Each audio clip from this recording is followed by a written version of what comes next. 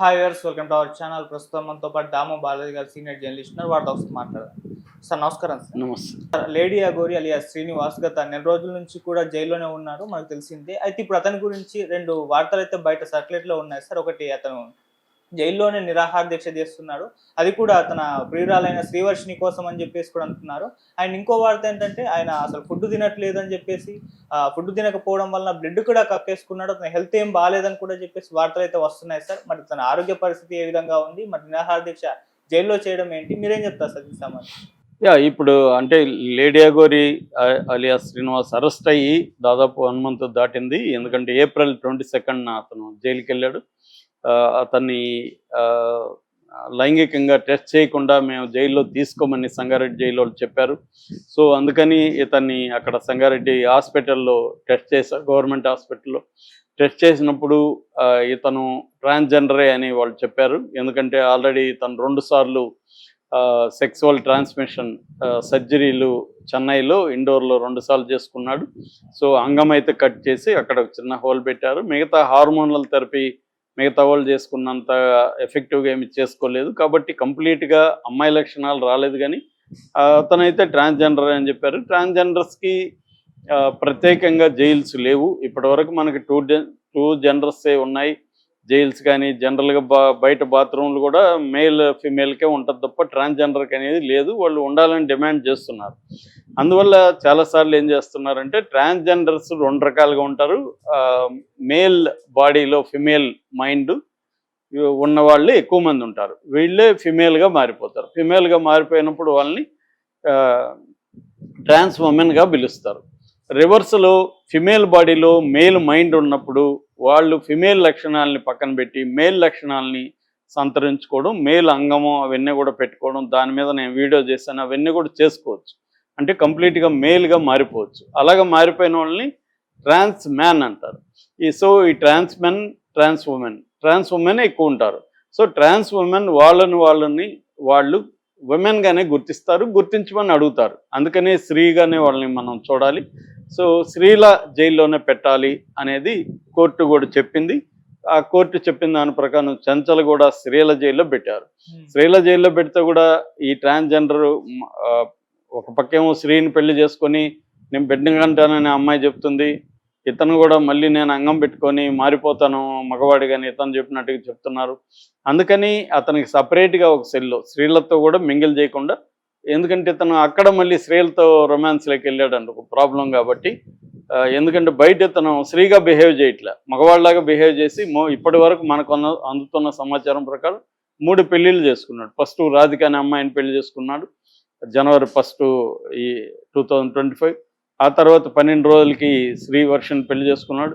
ఇప్పుడు మళ్ళీ అతను జైలుకి వెళ్ళినాక కరీంనగర్లో కొత్తపేటలో ఒక అమ్మాయి వచ్చి నన్ను ఇతను కొండగట్టుకు తీసుకెళ్ళి పెళ్లి చేసుకున్న తర్వాత నా బాడీ అంతా తాకి లైంగికంగా అత్యాచారం చేశాడని అమ్మాయి కేసు పెట్టింది.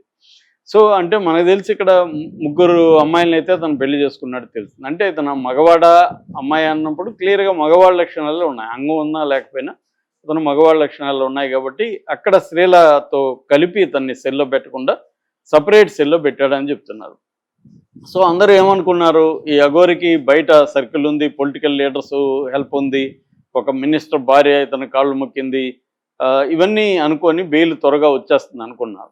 కానీ అఘోరి మరి ఏ కారణం చేత కానీ సపరేట్ లాయర్ని పెట్టుకోలేదు. నాకు ఆర్థిక స్తోమత లేదని కోర్టులో చెప్పడం వల్ల కోర్టు అఘోరికి ఒక లీగల్ ఎయిడ్ కౌన్సిల్, రవి అనే ఒక లీగల్ ఎయిడ్ కౌన్సిల్ని అప్పగించింది. లీగల్ ఎయిడ్ కౌన్సిల్కి గవర్నమెంటే డబ్బులు ఇస్తుంది. అది వెరీ నామినల్ మనీ ఉంటుంది. అందుకని వాళ్ళు పెద్ద ఇంట్రెస్ట్ చూపారు.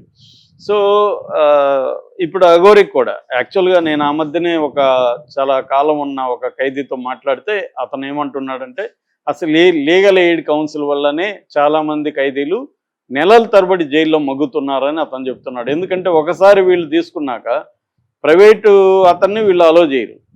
ఎందుకంటే ప్రైవేటు పెట్టుకుంటే ఇతను గవర్నమెంట్ నుంచి వచ్చే డబ్బులు రాదు. ప్రైవేట్ అతన్ని అలో చేయరు, వీళ్ళు చేయరు. వీళ్ళు కేసులు ముందుకు తీసుకెళ్ళరు, ప్రైవేట్ అతన్ని అలో చేయరు. అలా వాళ్ళని హింసిస్తూ ఉంటారు. అందువల్ల చాలామంది ఖైదీలు జైళ్ళలో మగ్గుతున్నారని అతను చెప్పాడు. ఇప్పుడు ఇతను చేసిన తప్పు కూడా ఏంటంటే అఘోరి అప్పో సప్పో చేసి ఒక అడ్వకేట్ని పెట్టుకుంటే ఆ డబ్బుల కోసం అతను గట్టిగా ఆర్గ్యూలు చేసి బెయిల్ వస్తుంది. ఎందుకంటే ఇతని మీద ఉన్నది చీటింగ్ కేసు, దారుణమైన కేసులు ఏం కాదు. ఒక లేడీ ప్రొడ్యూసర్ దగ్గర 9,80,000 తీసుకొని నగ్న పూజలు అవన్నీ చేస్తానని చెప్పి ఆమెను వాళ్ళ హస్బెండ్ని తీసుకెళ్ళి ఉజ్జయినిలో ఒక ప్రైవేట్ ఫామ్ హౌస్లో పూజలు చేశాడు. అంతవరకు వీళ్ళు సాటిస్ఫైడ్. అక్కడ వరకు ఆగుంటే పర్వాలేదు. అక్కడి నుంచి ఇతను మళ్ళీ బెదిరించడం, మళ్ళీ ఒక 5 లక్షలు అడగడం, ఈకపోతే మీకు చెడ్డ చేసే పూజలు చేపిస్తానని, క్షుద్ర పూజలు చేపిస్తాను బెదిరించడం, ఈ టార్చర్ తట్టుకోలేక ఆమె వెళ్ళి మోకిళ్ళ పోలీస్ స్టేషన్లో కేసు పెట్టింది. ఆ కేసులోనే ఇతను అరెస్ట్ చేశారు. అది కాకుండా ఇతని మీద రాధిక అనే అమ్మాయి, రాధ అనే అమ్మాయి కేసు పెట్టింది. తర్వాత ట్రాన్స్జెండర్ జోగిని సంధ్య ఆ అమ్మాయి కేసు పెట్టింది. అవి కూడా నమోదైనవి. మొన్న కరీంనగర్లో ఇతను మాజీ భార్య కేసు పెట్టింది, ఆ అమ్మాయిది కూడా నమోదైనవి. అంటే మనకు తెలిసి ఇప్పుడు మొత్తం 4 కేసుల వరకు ఇతని మీద ఉన్నాయి.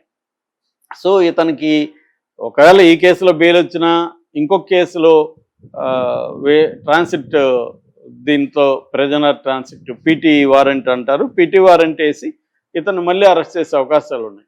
కాబట్టి ఇతను మరి ఎందుకు చేశాడో కానీ స్ట్రాటజిక్ తప్పు అయితే చేశాడు. ప్రైవేట్ లాయర్ని పెట్టుకోకపోవడం ఇతను చేసిన తప్పు. ఆ రవి ముందు నుంచి మాట్లాడేది చూస్తేనే ఇతనికి శిక్ష అతనే వేయించేట్టుగా ఉన్నాడు.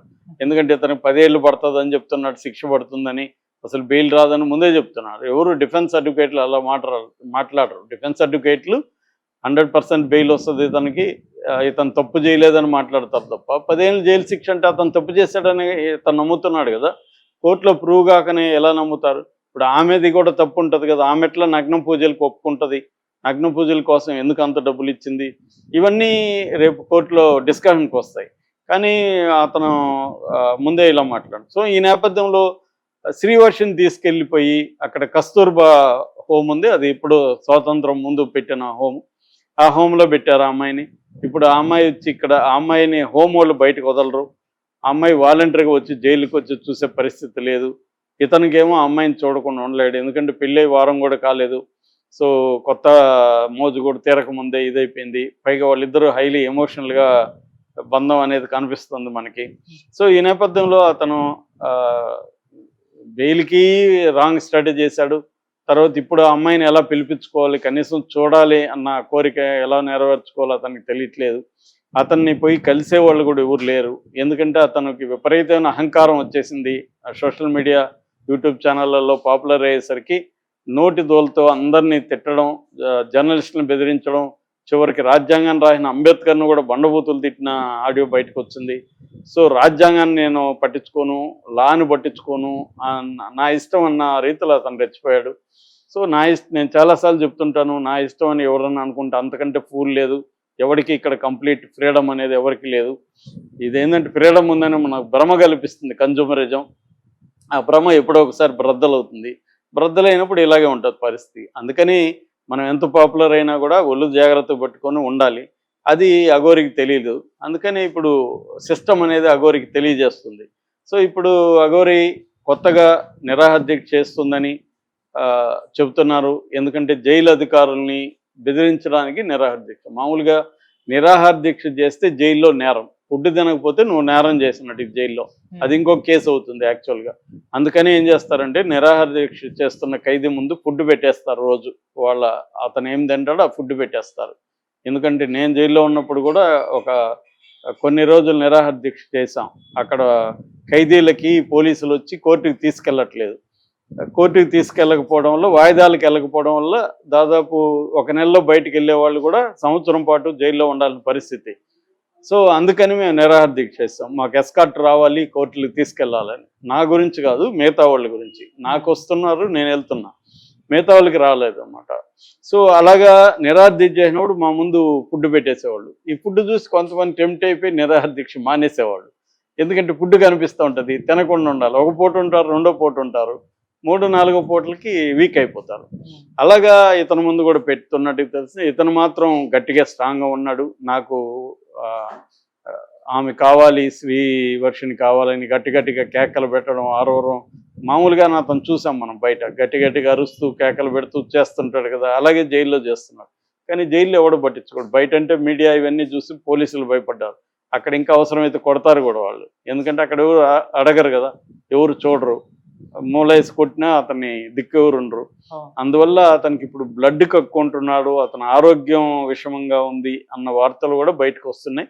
అందులో ఎంత నిజమో తెలియదు, ఎందుకంటే జైలు అధికారులు అఫీషియల్గా చెప్పలేదు, పోలీసులు అఫీషియల్గా చెప్పలేదు, అతని తరపున అఫీషియల్గా మాట్లాడే వాళ్ళు కూడా ఎవరు లేరు. వాళ్ళ అమ్మ కాదు, నాన్న చెల్లెలు వచ్చిపోయారు. వాళ్ళు మీడియాతో మాట్లాడొద్దని అతను చెప్పాడు కాబట్టి వాళ్ళు మీడియాతో మాట్లాడకుండా వెళ్ళిపోయారు. సో అథెంటిక్గా అఘోరి పరిస్థితి ఏంటి అనేది బయటికి తెలియని పరిస్థితి. ఒక్కసారిగా అంటే అఘోరి ముందుకెళ్ళినా వెనక్కి కదిలినా వార్తల్లో నిలిచే అఘోరి ఇవాళ అఘోరి పరిస్థితి ఏంటి, అసలు బెయిల్ ఇస్తుందా రాదా, ఇంత ఘోరం అయిపోయిందని అఘోరి మీద కోపంగా ఉన్న వాళ్ళు కూడా అఘోరి మీద జాలి కలిగే కండిషన్లోకి వెళ్ళిపోయారు. మరోవైపు ఆ అమ్మాయికి ఏం ప్రాబ్లం లేదు, ఎందుకంటే అది బ్రహ్మాండమైన హోమ్, అది అక్కడ మంచిగా చదువుకోవచ్చు, అక్కడ మంచి వాళ్ళకి ఆ అమ్మాయికి ఏమన్నా స్కిల్స్ ఉంటే దాన్ని డెవలప్ చేస్తారు, స్కిల్ డెవలప్మెంట్ ట్రైనింగ్ కూడా ఉంటుంది. అది అమ్మాయికి ఒక రకం మంచిదే. హోమ్లో ఉండడం, వీడితో కూడా బయట తిరిగి బాధలు పడే కంటే అక్కడ ఉండడం మంచిది.